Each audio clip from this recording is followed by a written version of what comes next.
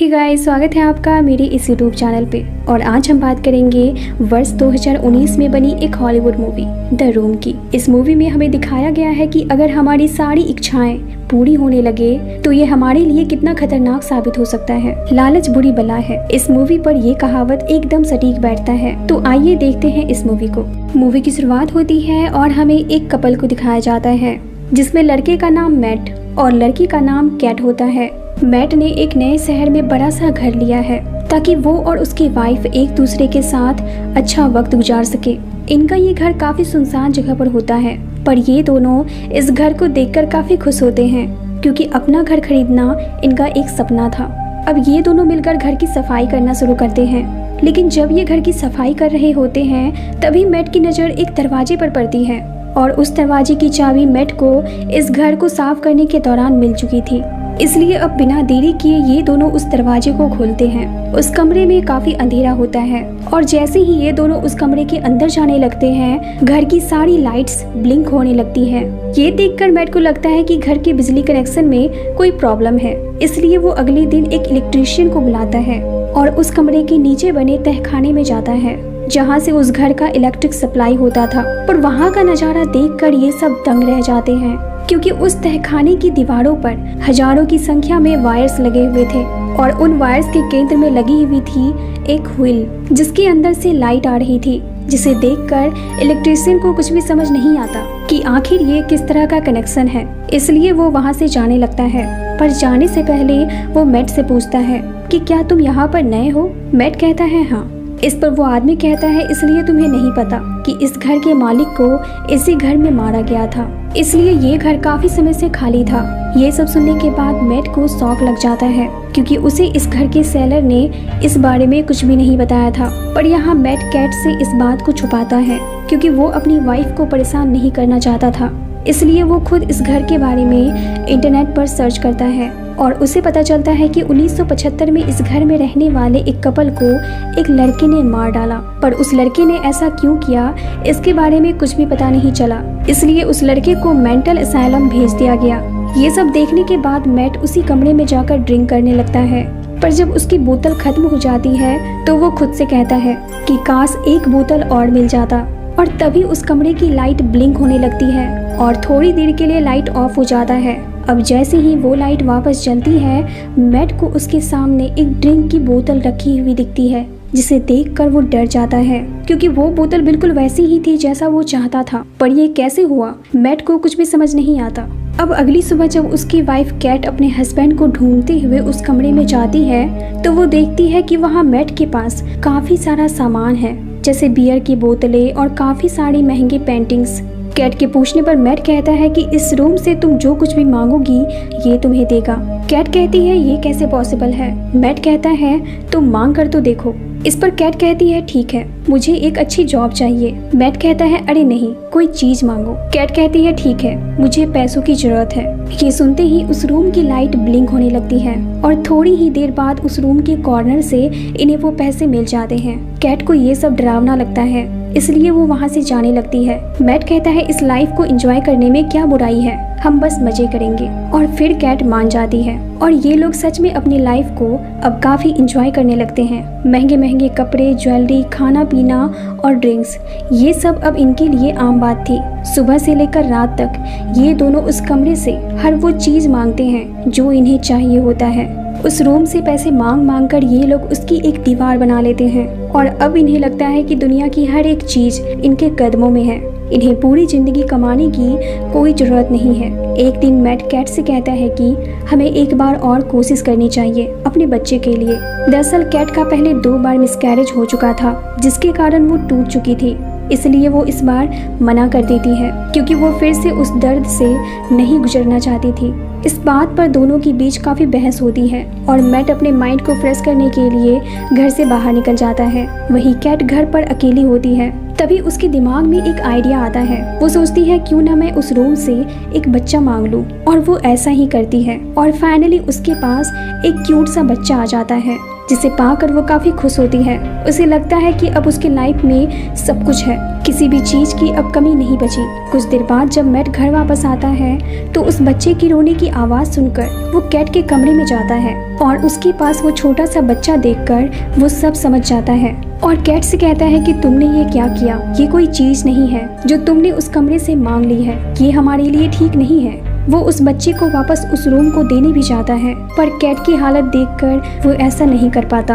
अब मैट इस घर के केस को और गहराई से स्टडी करता है तो उसे पता चलता है कि उस किलर का नाम जॉन डोई था, जिसने इस घर के ओनर को मारा था। उसका कहना था कि उसने ऐसा इसी रूम के कहने पर किया था। अब मैट उससे मिलने जाता है। वो एक मेंटल असाइलम में था। जब जॉन को पता चलता है कि मैट उस घर में अपनी वाइफ के साथ रह रहा है तो वो मैट से कहता है कि तुम जितनी जल्दी हो सके उस घर को छोड़कर चले जाओ। अब मैट जब अपने घर जा रहा होता है तो रास्ते में वो अपनी गाड़ी में पेट्रोल डलवाता है, लेकिन जब वो अपने पॉकेट से पैसे निकालता है तो उसके पॉकेट में पैसे नहीं होते बल्कि उसमें होती है मिट्टी। और यहाँ पर हमें उस कमरे की सच्चाई पता चलती है। दरअसल उस कमरे से मिली हर एक चीज का अस्तित्व उस घर से बाहर आते ही खत्म हो जाता है, मतलब कि कुछ ही सेकंड्स में वो डिस्ट्रॉय हो जाता है। अब ये बात पता चलते ही मैट भागता हुआ घर आता है और इस घर की सच्चाई जानने के लिए उस कमरे में तोड़फोड़ करने लगता है और उसे पता चलता है कि सिर्फ उस कमरे में ही नहीं बल्कि पूरे घर की दीवार में अजीब तरह के वायर्स बिछे हुए हैं, पर उसे समझ नहीं आता कि आखिर ऐसा क्यों है।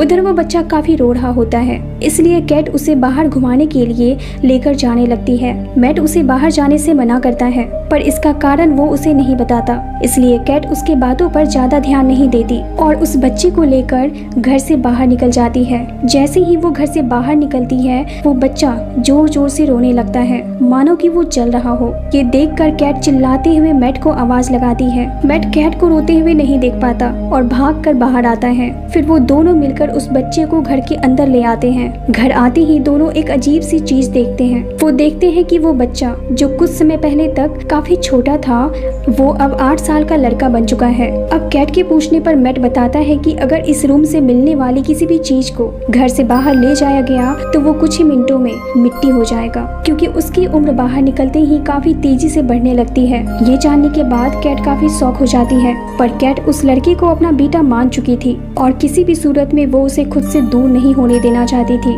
इसलिए वो इस बात को भी एक्सेप्ट कर लेती है। पर अब मैट और कैट के बीच काफी दूरियां आ जाती है।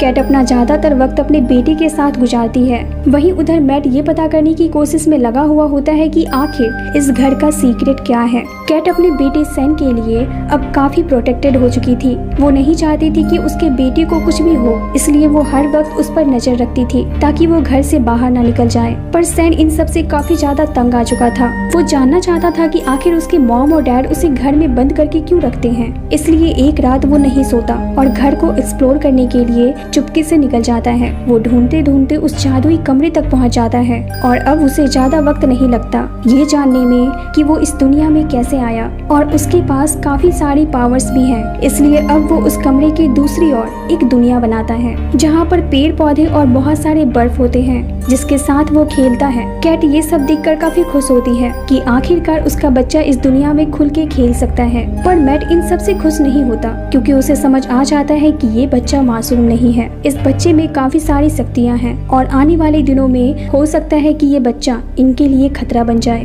अब कुछ देर बाद मैट को मेंटल असाइलम से जॉन का कॉल आता है और वो कहता है कि सुना है तुमने उस घर से एक बच्चा भी ले लिया है। मैट कहता है मुझे पता है कि तुम इस घर के बारे में बहुत कुछ जानते हो, मुझे ये जानना है कि इस बच्चे के बढ़ते हुए एज को कैसे रोका जाए, प्लीज मुझे बताओ। जॉन कहता है तुम्हें ये पता है ना कि उस कमरे में बनी हुई चीज बाहरी दुनिया में बच नहीं सकती। मैट कहता है हाँ। इस पर जॉन कहता है फिर तुम्हें सच्चाई मालूम नहीं है। अगर तुम चाहते हो कि वो बच्चा एक आम इंसान की तरह नॉर्मल जिंदगी जिए तो तुम्हें और तुम्हारी वाइफ को मरना पड़ेगा, क्योंकि उस कमरे का यही रूल है, जान के बदले जान। और कहता है कि तुम्हें पता है कि मैंने उस कपल को क्यों मारा था, क्योंकि उस कपल ने भी उस रूम से एक बच्चा विश किया था और वो बच्चा कोई और नहीं बल्कि मैं ही हूँ। मेरी माँ ने डैड को मारा और उन्होंने मुझे फोर्स किया उन्हें मारने के लिए ताकि मैं अपनी जिंदगी जी सकूं, पर इसके कारण मुझे जेल हो गई। ये सारी बातें कैट भी सुन लेती है और फिर वो अपनी कार लेकर घर से निकल जाती है। वो काफी फ्रस्ट्रेट हो जाती है। उसे लगता है कि उसने बहुत बड़ी गलती कर दी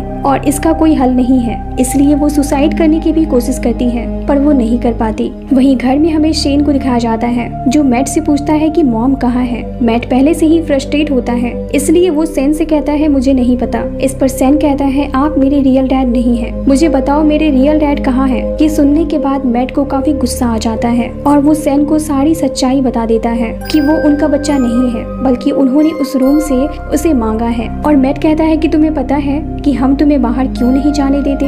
अगर तुम इस घर से बाहर जाओगे तो पलक झपकते ही तुम मिट्टी बन जाओगे। ये कहकर मैट उसे दरवाजे के पास लेकर जाता है, लेकिन सैन अब सारी बातें समझ चुका था और चूंकि वो एक बच्चा है इसलिए वो काफी डर भी जाता है। ये देखकर मैट को काफी बुरा लगता है, इसलिए अब वो सैन के पास जाकर कहता है चलो मैं तुम्हें एक बेड टाइम स्टोरी सुनाता हूँ। अब जब आधी रात को कैट घर वापस आती है तो वो मैट को सैन के पास सोता हुआ देखकर काफी खुश हो जाती है, ये सोचकर कि मैट ने आखिरकार सैन को अपनी बेटी के रूप में एक्सेप्ट कर लिया। इसके बाद अब मैट और कैट के बीच बातें थोड़ी ठीक हो जाती है। एक रात दोनों अपने कमरे में थे तो सैन चुपके से इन दोनों को देखता है और सैन के मन में अजीब सी बातें चलने लगती है। और यहाँ हमें पता चलता है कि सैन एक नॉर्मल बच्चा नहीं है, क्योंकि वो अब अपनी मॉम की तरफ ही अट्रैक्ट हो रहा था। इसलिए अगली सुबह वो घर से बाहर निकल जाता है और फिर वापस आ जाता है। पर मैट और कैट सैन को देखकर काफी हैरान हो जाते हैं, क्योंकि अब वो 17-18 साल का एक लड़का बन चुका था और उसके हाथ में एक गन भी थी। वो उस गन से मैट को मारने की कोशिश करता है। इसी दौरान कैट को चोट लग जाती है और वो बेहोश होकर नीचे गिर जाती है। अब थोड़ी देर बाद जब कैट को होश आता है तो मैट उसे बताता है कि सैन और उसके बीच काफी लड़ाई हुई थी और इसी दौरान वो गलती से उसके हाथों से मारा गया।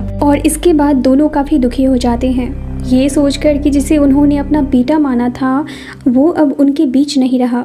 कैट मैट से कहती है कि मुझे अब इस घर में नहीं रहना। इस पर मैट कहता है क्यों, इस घर में क्या दिक्कत है, हमारे पास ना तो पैसे हैं और ना ही कोई जॉब, कम से कम ये घर हमें सब कुछ देता तो है। कैट नोटिस करती है कि मैट का बिहेवियर थोड़ा बदल गया है, वो अजीब तरीके से बात कर रहा है और खाना भी वो बच्चों की तरह खा रहा है और अब वो कैट के साथ जबरदस्ती भी करने लगता है। और यहाँ कैट के साथ साथ हमें भी पता चलता है कि ये मैट नहीं बल्कि शेन है। चूँकि शेन के पास पावर्स थी इसलिए उसने मैट का रूप बदल लिया था। मैट का रूप उसने इसलिए बदला था क्योंकि वो कैट की जिंदगी में मैट की जगह लेना चाहता था। शेन ने उस जादुई कमरे के दूसरी ओर अपनी दुनिया में ठीक उसी तरह का घर बनाया हुआ था जिस तरह का घर असल दुनिया में होता है। इधर मैट को जैसे ही होश आता है वो अपने पूरे घर में कैट को ढूंढता है, पर वो दोनों उसे कहीं नहीं मिलते। वो उस जादुई कमरे में बने हुए दूसरी दुनिया के दरवाजे को खोलने की भी कोशिश करता है, पर वो दरवाजा नहीं खुलता। इसलिए मैट दीवार को तोड़ना शुरू कर देता है। दीवार के अंदर काफी सारी वायर्स होती हैं, पर वो किसी तरह उनके बीच से होता हुआ दूसरी दुनिया की तरफ आ जाता है और इधर आने के बाद उसे अपने ही घर की तरह दूसरा घर दिखता है और वो समझ जाता है कि ये काम शेन का है। मैट जल्दी से किसी तरह उस घर के अंदर जाता है और अब कैट के सामने दो मैट खड़े थे। उसे समझ नहीं आता कि कौन असली मैट है, इसलिए वो जानबूझकर शेन को आवाज लगाती है और शेन जैसे ही रिएक्ट करता है वो उसे धक्का देकर मैट के साथ उस घर से भागने लगती है। पर शेन के पास तो पावर्स थी इसलिए वो उस घर के स्ट्रक्चर को लगातार बदलता है ताकि वो दोनों घर से बाहर ना निकल सके। और होता भी ऐसा ही है, दोनों को घर से निकलने का कोई भी रास्ता नहीं मिलता और मौका देखकर सैन मैट पर चाकू से हमला करके उसे मार डालता है, पर ये सच नहीं होता। दरअसल असली मैट कैट को लेकर घर से भाग चुका होता है और जो घर में था वो नकली मैट था। ये देखकर सैन को काफी गुस्सा आता है और अब वो इन दोनों का पीछा करता हुआ असली घर में आ जाता है। अब सैन जैसे ही मौका देखकर मैट पर हमला करने के लिए उसकी ओर दौड़ता है, उसी वक्त मैट घर का दरवाजा खोल देता है और दोनों बाहर जाकर गिरते हैं। शेन जैसे ही देखता है कि वो घर से बाहर आ चुका है वो अपनी जान बचाने के लिए घर के अंदर भागता है, पर कैट जो घर के अंदर थी वो दरवाजा अंदर से लॉक कर लेती है ताकि शेन अंदर ना आ सके। और घर के बाहर रहने के कारण कुछ ही मिनटों में शेन बुढ़ा हो जाता है और फिर आखिर में मर जाता है। अब इस घटना के बाद दोनों हस्बैंड वाइफ उस घर को छोड़ देते हैं और एक नॉर्मल जिंदगी जीने लगते हैं। इसी के साथ इस मूवी का द एंड होता है।